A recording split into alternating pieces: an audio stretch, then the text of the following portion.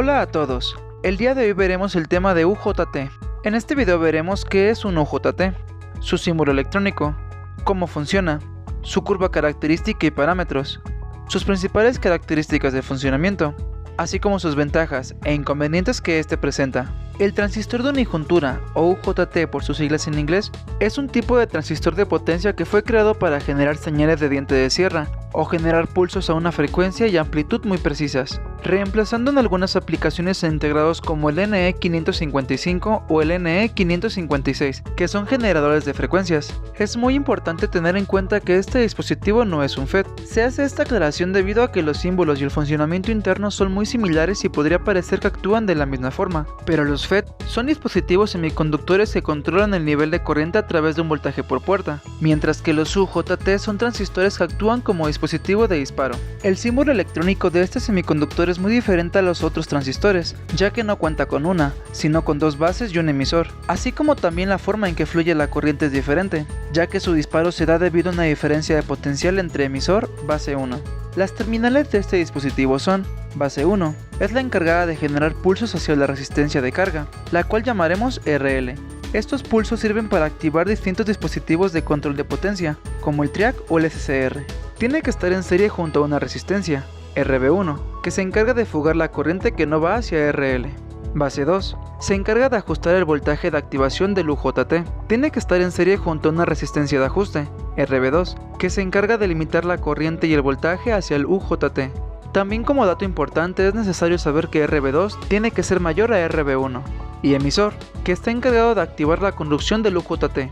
Esto se realiza mediante descargas generadas por el capacitor conectado al emisor y en paralelo a una resistencia limitadora. El valor del capacitor y la resistencia determinan la frecuencia con la que se genera la descarga a la base 1. El dispositivo genera pulsaciones a una frecuencia determinada. Esto se logra cuando en el emisor existe un voltaje superior que en la base 2 y se manda un pulso de voltaje hacia la base 1 para realizar una descarga de tensión. En el interior es solo una pieza de material tipo N ligeramente dopado, en el cual se sueldan los contactos llamados bases en cada extremo. En un punto intermedio entre la base 1 y la base 2 se coloca una placa de material tipo P, que es el emisor del UJT. Para entender cómo se comporta este dispositivo, se tiene la siguiente gráfica que nos describe su curva característica. Esto hace referencia al tiempo que transcurre desde que empieza a haber un aumento de voltaje en el emisor base 2, hasta que se desborda y se tiene una caída abrupta de tensión entre emisor base 1. La curva característica de este dispositivo se puede definir en dos puntos críticos. Punto de pico. Se refiere al máximo nivel de voltaje y al máximo nivel de corriente que pueden ser alcanzados antes de que el dispositivo sea disparado. Y punto de valle, que son los valores mínimos necesarios de voltaje y corriente después de que el dispositivo fue disparado, y así mantenerlo aún en estado de conducción. Estos puntos a su vez se definen en tres regiones de operación. Región de corte. En esta región la tensión de emisor es baja, de forma tal que mantiene polarizado inversamente al diodo emisor. El UJT en esta región se comporta como un elemento resistivo lineal entre las dos bases de valor RBB, y la corriente de emisor es muy baja. Región de resistencia negativa. Si la tensión de emisor es suficiente para polarizar al diodo de emisor VE igual a VV, entonces el diodo entra en conducción disminuyendo bruscamente la resistencia RB1. Desde el emisor se observa cómo el UJT disminuye la resistencia interna con un comportamiento similar a una resistencia negativa. Y región de saturación. Esta zona es similar a la zona activa de un tiristor, debido a que son muy similares las tensiones y corrientes de mantenimiento, y una relación lineal de muy baja resistencia entre la tensión y la corriente de emisor. En esta región la corriente de emisor es mayor que en la corriente de valle. Si no se verifican las condiciones del punto de valle, el UJT entrará de forma natural en la región de corte. En la gráfica se observa una curva del tipo exponencial que relaciona a VE e IE cuando la base 2 se encuentra al aire. Esta curva tiene una forma similar a la característica eléctrica de un diodo y representa el comportamiento del diodo emisor. Los UJT presentan características que describen cómo se comportarán al momento de utilizarlo en los circuitos electrónicos. Algunas de las características que debemos tener en cuenta son que están provistos en envolturas que facilitan la disipación de calor que generan. Lo que pasa es que mediante la conducción de corriente entre la base 2 y base 1, el transistor tiene cierta resistencia. Si este calor generado no se disipa, el transistor se calienta más allá de la temperatura máxima que soporta y empieza a quemarse. Para ello se destacan dos tipos de cubiertas, metálica y plástica, en el cual el metálico más común es el tipo TO3. Tiene una ganancia de corriente alta.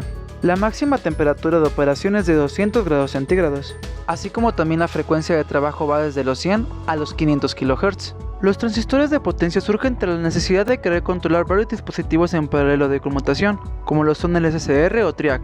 Las características principales de este dispositivo es que tiene un rango de operación muy amplio, soporta grandes temperaturas, puede ser activado con valores muy bajos de tensión, tiene un rango de operación muy amplio y tiene una polarización sencilla.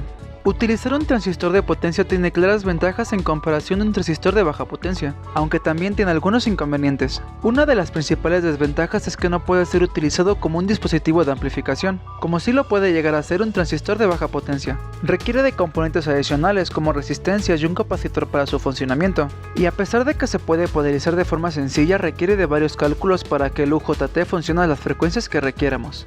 Los transistores de potencia suelen ser bastante utilizados para generar osciladores electrónicos, generador de funciones y dispositivos de conmutación, por lo cual no hay que olvidar lo que aprendimos en este video, lo cual fue el concepto de UJT, cómo es que funcionan, su símbolo electrónico y parámetros, su curva característica, sus principales características de funcionamiento, así como las ventajas e inconvenientes que este llega a presentar.